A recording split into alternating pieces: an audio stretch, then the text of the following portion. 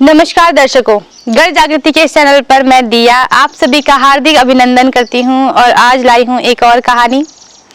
इस कहानी में सुबह के 7:30 बज रहे होते हैं और निधि उठती है और अपने स्कूल के लिए तैयार होती है।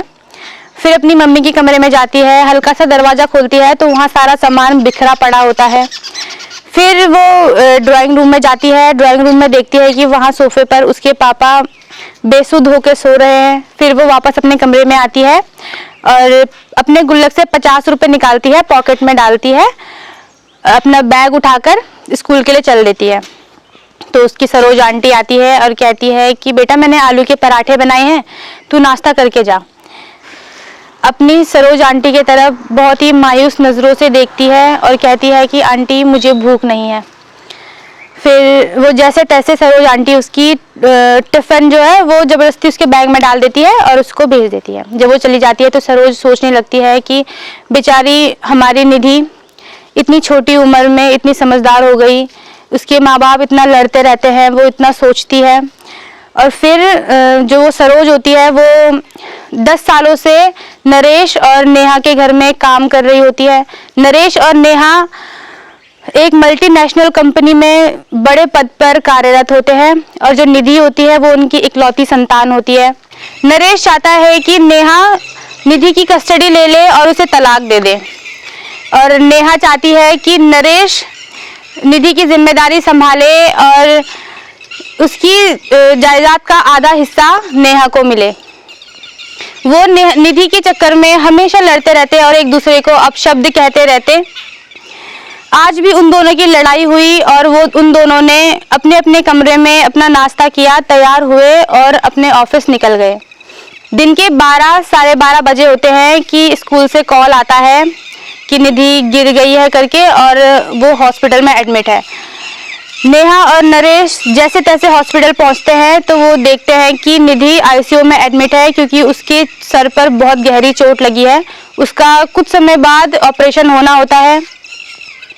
ये सब देखकर निधि और नरेश थोड़ी देर के लिए स्तब्ध रह जाते हैं।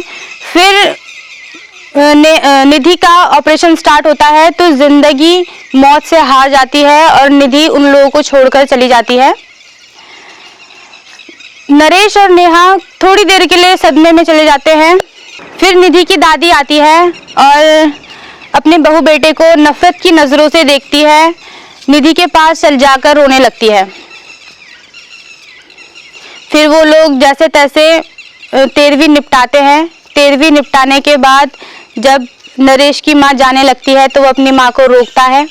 तो उसकी माँ कहती है कि तुम लोगों की खुदगर्जी और जिद मेरी पोती को खा गई और अब मैं तुम लोगों को कभी जिंदगी में माफ़ नहीं करूँगी। मैं तो अपनी पोती को लेने के लिए आई थी, पर तुम लोगों की वजह से, तुम लोगों की अहम की वजह से आज वो नहीं रही। जो सरोज आंटी होती है वो उस दिन से सदमे में चली जाती है।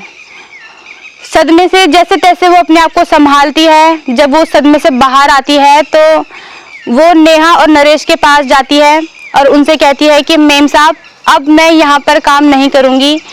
इस घर की दीवारें मेरी निधि की रोने से, मेरी निधि की सिसकियों से भरी पड़ी है। मैं हमेशा उसे रोते हुए देखती इस घर में। छत में कभी बैठ के रोती, कभी मेरी गोदी पे बैठ के रोती। मैं तो चाहती थी कि मैं उसे यहाँ से लेकर चली जाऊँ, पर मैं डरती थी।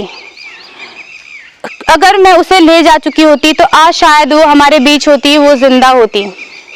शायद नेहा और नरेश के पास बोलने के लिए कुछ नहीं था। वो दोनों आंखों में आंसू भरकर वहीं पर स्तब्ध बैठे थे।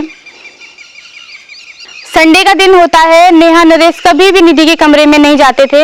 आज वो नेहा निधि के कमरे में जाती है तो वो देखती है कि वहाँ पे सारा सामान जैसे निधि ने रखा था वैसे ही पड़ा है। उसकी कॉपी, उसका बेड, उसका तकिया, उसका बैग, उसकी जितना भी सामान है उसका। फिर वो जाती है और अलमारी खोलती है तो सारे कपड़े उसके नीचे गिर जाते हैं। तो उन कपड़ों में देखती है कि उसका एक लाइट ब्लू कलर का नाइट सूट होता है जो वो हमेशा पहनती है, और वहीं पर एक उसकी डायरी होती है। तो वो कांपते हुए हाथों से उस डायरी को खोलती है तो आगे के 2 पन्ने उस पे नहीं होते हैं। फिर जब वो उस डायरी को पढ़ना स्टार्ट करती है तो उस पर लिखा होता है कि मम्मी पापा, मैं आप लोगों को डियर नहीं बोलूँगी क्योंकि डियर का मतलब प्यारा होता है।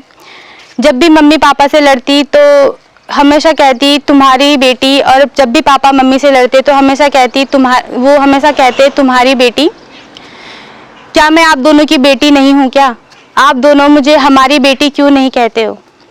फिर दूसरा पन्ना पलटती है तो उस पर लिखा होता है कि मम्मी, जब भी मैं मामा मामी के घर जाती तो मामा मामी मुझे बहुत प्यार करते, लेकिन जब भी वो अनु को मेरी प्यारी बेटी कहकर पुकारते तो मुझे ऐसा लगता कि क्या मैं प्यारी बेटी नहीं हूँ?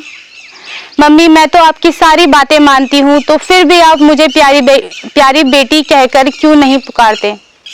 फिर दूसरा पन्ना पलटती है तो उस पर लिखा होता है कि मम्मी, जब भी मैं बुआ के घर जाती हूँ तो बुआ भी मुझे बहुत प्यार करती है, लेकिन बुआ हमेशा नक्श की पसंद का खाना बनाती है। मम्मी, मुझे राजमा बहुत पसंद है। एक बार मैंने आपको कहा था कि मम्मी मेरे लिए राजमा बना दो, लेकिन आपने कहा कि मुझे परेशान मत करो, जो खाना है सरोज आंटी को बोल दो, वो तुम्हारे लिए बना देगी। मम्मी, मैंने राजमा खाना छोड़ दिया है, अब मेरा मन नहीं करता। फिर एक और पन्ना पलटती है और उस पर लिखा होता है कि पापा, मैं चाहती थी कि मैं आपके साथ आइसक्रीम खाने जाऊं, पर आप हमेशा ये कहकर मना कर देते कि मेरे पास फालतू चीज़ों के लिए टाइम नहीं है। लेकिन मासा मासी हमेशा चीनू को लेकर आइसक्रीम खिलाने लेकर जाते, लेकिन कभी वो ऐसा नहीं कहते कि मेरे लिए ये फालतू चीज़ है।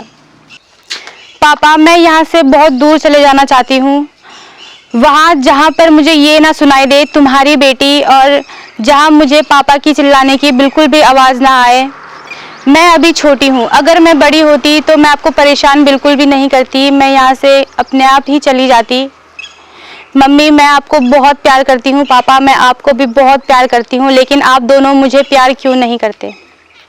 फिर वो पेज पलटती है तो उस पर लिखा होता है कि I love you Saroj aunty, मैं आपसे बहुत प्यार करती हूँ और आपका बहुत बहुत धन्यवाद मुझे इतना प्यार करने के लिए, मुझे हर बात के लिए सपोर्ट करने के लिए, जब भी मुझे डर लगता मेरे साथ सोने के लिए, मेरी हर बात सुनने के लिए। फिर लिखा होता है उसने, आई लव यू दादी, मुझे प्लीज़ यहाँ से लेकर जाओ, मैं आपसे प्रॉमिस करती हूँ मैं आपको कभी तंग नहीं करूँगी, हमेशा आपकी बात मानूंगी। ये सारी बातें सुनकर नेहा उस डायरी को अपने सीने से लगाकर जोर जोर से रोने लगती है, और तभी वहाँ पर नरेश पहुँच जाता है। नरेश को नेहा वो डायरी देती है। नरेश जब उस डायरी को पढ़ रहा होता है, पन्ने दर पन्ने पलट रहा होता है, तो उसके चेहरे के हाव भाव भी बदलने लगते हैं। फिर वो नीचे बैठकर अपने सर पे हाथ लगाकर रोने लगता है। तब नेहा कहती है कि नरेश, निधि का एक्सीडेंट नहीं हुआ, वो उसने सुसाइड किया है। जिस रिश्ते को हम बोझ समझ रहे थे, हमारी निधि ने हमें उससे आज़ाद कर दिया और हमने अपने ही हाथों से अपनी बेटी का गला घोट दिया। ये सब बातें सुनकर नरेश बहुत जोरों से रोने लगता है, दोनों रोने लगते हैं।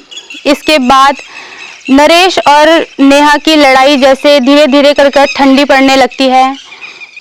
तो दोस्तों, ये हर उस घर की कहानी है जहां माँ बाप की लड़ाई की वजह से बच्चे झेलते हैं और बच्चे डिप्रेशन में चले जाते हैं और गलत कदम उठाते हैं। अगर आप बच्चों की परवरिश ढंग से नहीं कर सकते तो आपको बच्चे पैदा करने का हक भी नहीं है। परवरिश का मतलब ये नहीं है कि तुम उनकी हर ज़रूरतों की चीज़ें दो और पैसे दो, उनके भावनात्मक चीज़ों में भी उनका सपोर्ट करना बहुत ज़रूरी है। तो अपने बच्चों का सपोर्ट करें और उन्हें सही रास्ता दिखाएं। तो फिर मिलूंगी आपको ऐसी ही किसी प्यारी कहानी के साथ। तब तक के लिए मैं आपसे विदा लेती हूँ, और हमारे चैनल को लाइक शेयर सब्सक्राइब करना बिल्कुल ना भूलें और कमेंट बॉक्स में अपनी राय ज़रूर दें। तब तक के लिए धन्यवाद।